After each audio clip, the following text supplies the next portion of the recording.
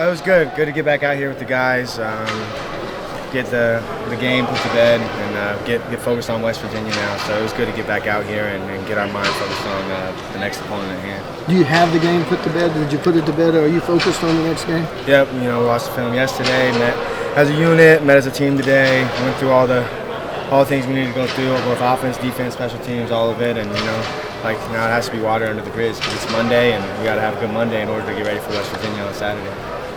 Is there a sense of reassurance we found and just coming home, playing a familiar environment again? Yeah. I mean, everyone loves playing at home. I love playing in the Palace. I always cherish that, and because of that, and trying to soak it in as my time in the Palace is definitely dwindling down. But yeah, I think road games or home games, I think we definitely approach it the same way. It's football at the end of the day, and we prepare the same way. But it's definitely we like playing in the Palace. Drake, with the weekend to digest and go over it with the coaching staff, what you guys learned about Saturday? Really, just a lot of little things. I mean, you could pick out 10 to 15 plays on offense that could, you change that play and it completely changes the whole game. And just the timeliness. Timeliness has a really big effect, and Coach Van was mentioning that today when meeting with some of the seniors. Just the timeliness of some of our turnovers was really not beneficial for us, and like that, I alluded to that on Saturday when I talked to you guys about how playing complementary football is important if you want to win big football games against good opponents. And defense gets a turnover and then we go 3 and out, or we score a touchdown and they give up a long 75-yard touchdown. I mean, it's just not complementing each other. The timeliness of the mistakes was crucial, and it hurt us in a bad way. Is there a way to fix that though? Or do you just go back? Yeah, I mean, it's just detail and execution, and then doing your 1/11th of the play, like doing your job and focusing on just your job and dominating your job, and focus on the little details, not putting ourselves behind the sticks, having pre-snap penalties. That's a focus thing. That's something you can control. Not, say losing a snap, that's something you can control. I mean, if a guy makes a play on the other side, that's great. But, I mean, stuff that not letting Oklahoma beat Oklahoma, really. And so that's pre-snap penalties. That's, I don't know as much about defense, but, being lined up in the right place, guarding the right guy, not busting, and the same thing on offense.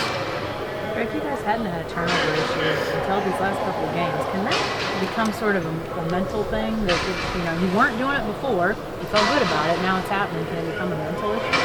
I don't think so. I haven't felt that. I didn't feel that going into this game whatsoever. And I think all we focus on is that all that matters is the ball, and we focus on ball security all week and making good, smart decisions. And like I said, 2 of those are just unfortunate plays. And we talked through. One running back's getting a direct snap, and he's trying to finish the play by handing it off again. When really at that point we're talking about today, you need to just take the ball, get as many yards as you can, and go down instead of trying to make a bad play worse. And then another one, so we snap it to the feet. That's really unfortunate as well. And the one downfield, like I said, guy made a play, and that's on them. But when you think about it, those are things that we can control. So I don't think turnovers, we're not, I don't think it's affecting our mental. I think we're definitely focused on still taking care of the football. There's still a lot to play for this season, right? Of course. People want to act like there isn't. You see it a lot. Who's people? The fans, overreactionary. All right, well, that's natural. But I come in here day in and day out, spend 10 hours up here every day, and for me, there's a lot left to play for. And I bust my tail year-round for this for 6 years now, so I'm not really listening to what people say. As long as you have games to play, you have something to play for. Yeah. I don't care if we're 0-8 right now. I'm playing ball because I love to play football. I love my teammates. I love my coaches. I love the University of Oklahoma. It's really that simple. I got a lot of pride for this place, so I'm going to go hard every single day and do everything I possibly can to see us win, and that's the end of it. Getting to 10 wins would be a big deal, wouldn't it? Yeah, definitely, and that's what I mean. There's a lot left to play for. And shoot, we may not control our whole destiny right now, but you never know. College football is a crazy game, and who knows what could happen. I still feel that anything could happen. I wouldn't say, I'm not going to make predictions or anything like that, but if we take care of our job and finish the last 3 games and finish at 10-2, that's a good, promising year, and who knows where we end up after that. But hopefully fate's on our side. Dylan was after the last 2 games, Dylan was kind of down in the dumps in the post-game interviews, and I'm sure it was probably like that on the ride home or whatever. How is he on Mondays or Sundays when you interact with him? Yeah, being the quarterback and losing a game, and that's hard. And none of us like to lose at all, as competitive as we are, and how much hard work we put into this. But so yeah, he took Saturday, definitely took it hard, and then Sunday, I'm sure he's still feeling. I talked to him a little bit, and But then, like I said, we got to flush it on Monday, and he's back to being himself and being the leader we need him to be, because guys, at the end of the day, they're going to look to him, they're going to look to me, they're going to look at older guys and see how we're responding. And if we're just throwing in the towel, throwing it all away, then that's what they're going to do. But if we're saying, hey, we still got a lot left to fight for, a lot left to play for, this is how we're going to approach it, then they're just going to follow in our footsteps. And so it's important to set that example. The wide receiver position, it's you lost a couple of guys. You guys are still developing in some ways. How do you feel like it's coming along?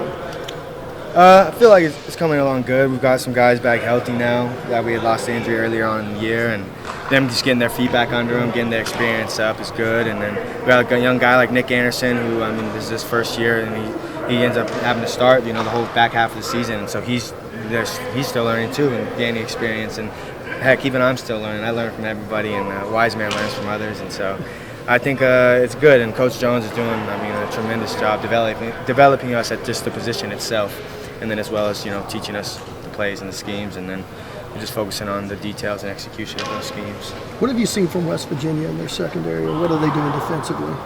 Yeah, they're great. A lot of cover 4, cover 3. Sometimes they go 3 down, 4 down. And they play hard. They're scrappy back there. They play hard. They play together. They rally to the football. And they're playing really well over there. They haven't lost many games, and the ones they did, they barely lost. And so they're playing good football over there, and they're going to be a very formidable opponent.